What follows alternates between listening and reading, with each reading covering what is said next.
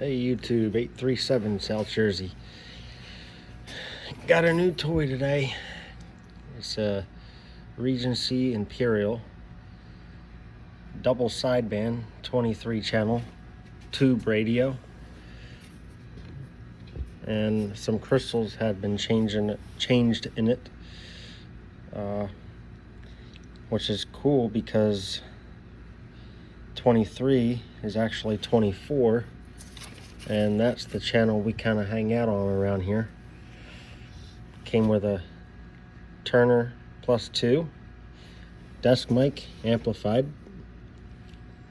and there we go. Turn it on. Once it warms up, the needle will start dropping. There we go. And now it receives. Squelch is in reverse for some reason. I guess that's the way they were back then. So double sideband, from how I take it, you got AM, A&L, lower and upper sideband. So if I want to receive lower sideband, I go to lower sideband. But if I'm transmitting both in lower and upper sideband, which is pretty odd, but interesting at the same time. I don't know why they did that. Maybe the circuitry was easier to lay out. I'm not sure, but that's the way it is. I traded my Anytone Quad 6, the one with the display that didn't work, for that radio, the Imperial. My buddy, the one that got that Quad 6, found out that there were some bad solder joints on the display, and he got that thing working perfectly, which I'm kind of jealous, but now that I have this, I'm happy. For me, that was a great trade. Actually, I think means that was a $250 radio. This might be more of a sought after radio than that one, therefore making this possibly worth more. But I think for me and him it was a pretty fair trade, especially since he's better with working on stuff and he got it working. I think it was pretty cool. Also, recently I acquired for free, I have 4 amps. You're looking at 3 of them. I already had this one. This one did 150. I got another M80 that does 200. That went in my Nissan. Now, this gray 300 4-pill does about 350, 400. I did install this in my Nissan, and when I turn the amp off, my SWRs go up to 7. So no thank you. Although I really would like to use this gray 300, I don't like a 7 SWR. I'm happy with my 1.4 or around that. Down here I got a Fat Boy 4-pill. It's got the older transistors in it. It had a fried transistor and a fried resistor, so I brought it to Fat Boy myself. They live about 25 minutes away they have a shop about 25 minutes from me, and I had them replace the transistor, I had them replace the resistor, I had them add sideband delay, or relay as they call it. I had them replace the fan because the fan wouldn't work half the time. And what else did they do? They bench tested it. It was, I think they bench tested it on a, it was a high drive radio, because this is a high drive amp. You got to drive this thing with about, from what they said, about 130, 140 watts. And it was swinging around 850, 900. Now I would install that in either my Nissan or my project truck, but I don't know. I'm probably going to trade it for a 120 volt tube amp to go with the Imperial, because I got enough amplifiers. This isn't even all of them. I got the Palomar 225 on the Cobra 142, and then the other amplifier I have is in the Dodge over there. That's a 2-pill. It's a TX 150. I don't remember who it's made by, but I think it's made by Palomar. I'm not sure, but yeah, so I got these 3 plus the one in the Dodge, the other 2-pill, for free. Pretty cool. Still have these guys right here. Sorry about the lighting, by the way. It's kind of dark right now, but yeah, so got that today. I absolutely love it. I'm not going to say it's in mint condition, but it's in great condition. I mean, the knobs are pretty much mint. Got a little scuff on that knob, you know. The gold trim here has some scuffs on it. The inside is immaculate. I don't know, I can't really see it that well, but all the tubes work. Let me show you the Dodge real quick. I'm still working on it, but got the Anytone Quad 5 in the Dodge with the A-Static, what is this, 363L.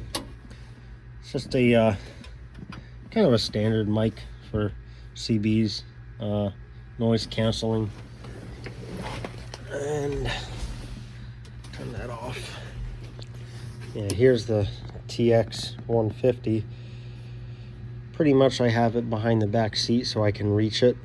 I probably won't be using it much, kind of like I don't really use the amplifier in my Nissan too often. But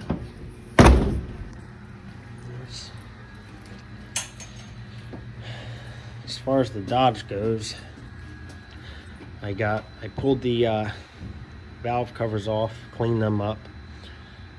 I didn't end up pulling the intake manifold off, only because there was no problems with it. It doesn't leak, so why mess with it? Put a 1-inch 2-barrel carb spacer in between the carb and the intake manifold, and that is a Holley 2-barrel carburetor, by the way. I think it's a 500 CFM. It's either 500 or 600 CFM. Put the new water pump on, new alternator. All the electronics are new. Cap and rotor, wires, plugs. The starter is down there. That's brand new. The back there, it's the ceramic thing, the ballast resistor, that's brand new. The ignition control module that's brand new. The starter relay, that's brand new. Nope. Capacitor. The starter ignition coil, that's brand new. The ignition, I'm starting to trip over my words here, but anyway, that black box is new. Master cylinder's brand new. I replaced that. The grill is over there. I ended up painting everything back here black because it was full of surface rust. But put these headlights in the Dodge, and of course the battery's pretty much dead right now. Anyway, yeah, it's pretty much dead. So let me turn the lights off. Battery's done. Flashers are on. Where's that button? I know it's over here somewhere. There it is. So anyway, you saw the color of them. They're kind of a bluish color, which I'm not excited about the color. I wish they were more of a like a 3000K, but they're from eBay. They were like 35 bucks a piece. So kind of cool, because I remember driving one of these old Dodges, and those factory headlights were awful. And these ought to put a much better beam pattern on the road, even though they are from eBay. I have tried them, and they're way better.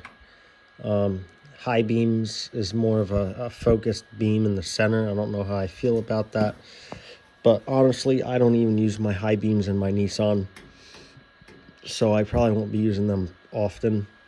This halo around here, if it wasn't for the halo, they wouldn't look, how do I say it?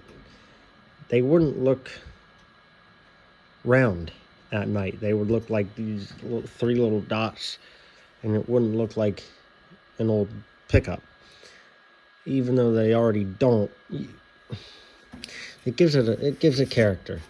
It's not meant for light output. It's meant for accent, I guess you can call it.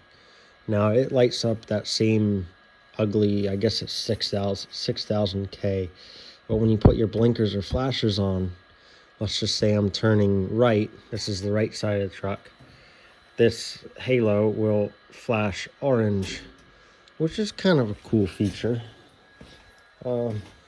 Pretty cool, I guess, but can't really get a good view of it. I got all this junk in the seat, but I'll show you what else I've been doing to it. I don't think I showed this to YouTube yet. So down there, I got, let's see if I can get this thing to sit by itself. Yeah, right there, I got it's more of a marine grade fuse box. I think it's, 10 spaces. I'm using 4 of them so far. Got my USB, which is right there. That's on its own fuse. It's like a little 5-amp fuse or something. Let's see. I labeled it. And then number 2 is the CB radio.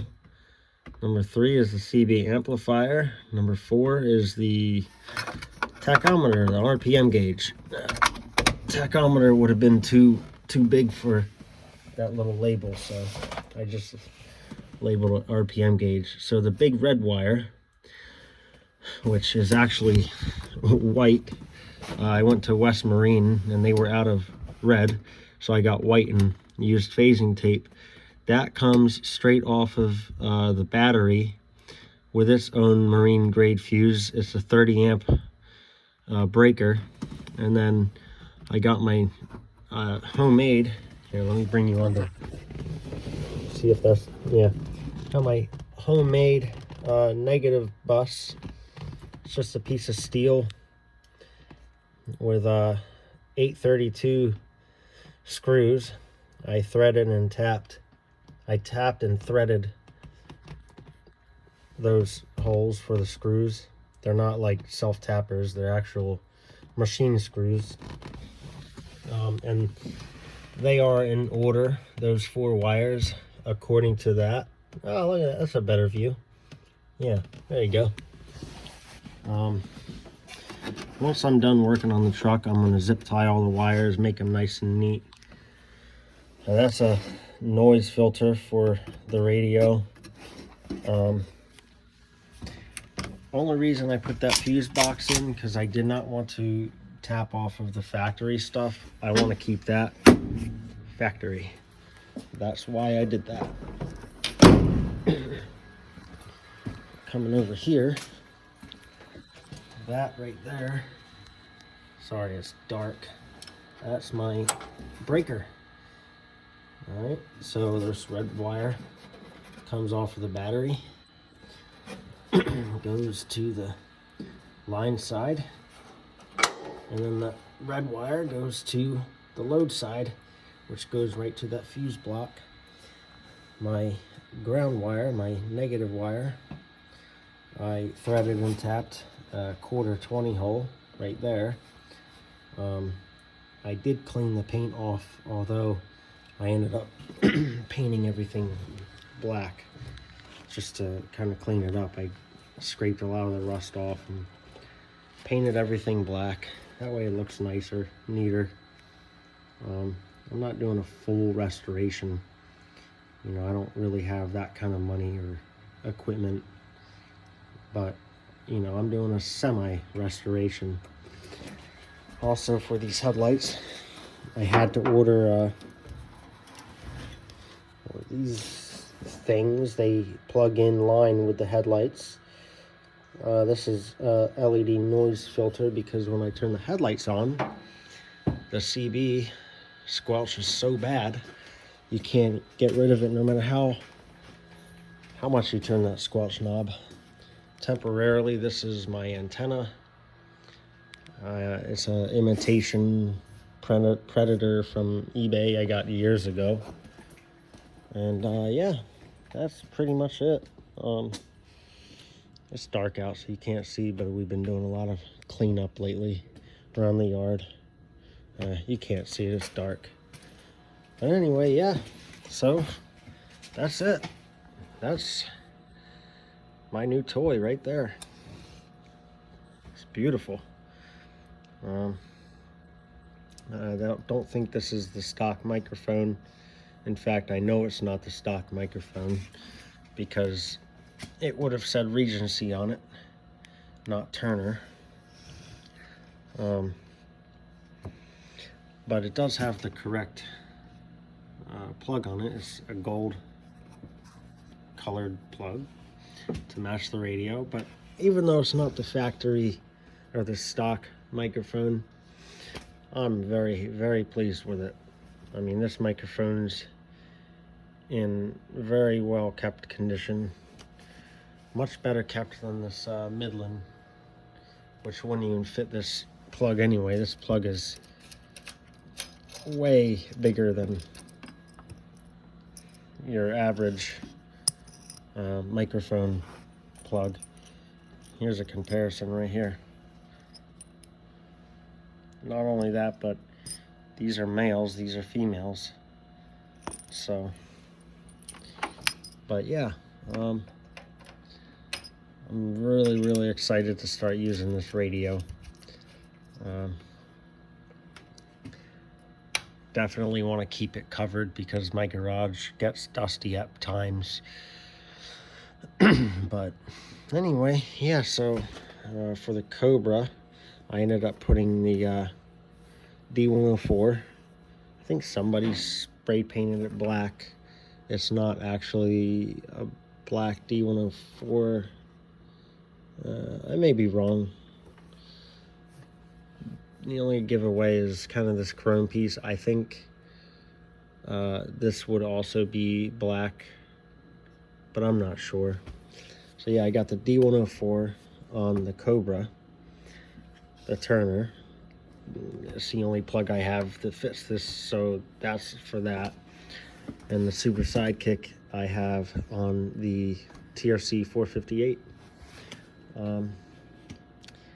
Now I was using that Midland microphone on the TRC, but that is not amplified anymore. I had to kind of rig it to work, so it works. It's just not amplified. So, but anyway, that's it for now. Hope you enjoyed it. But this is 837 South Jersey saying 73s.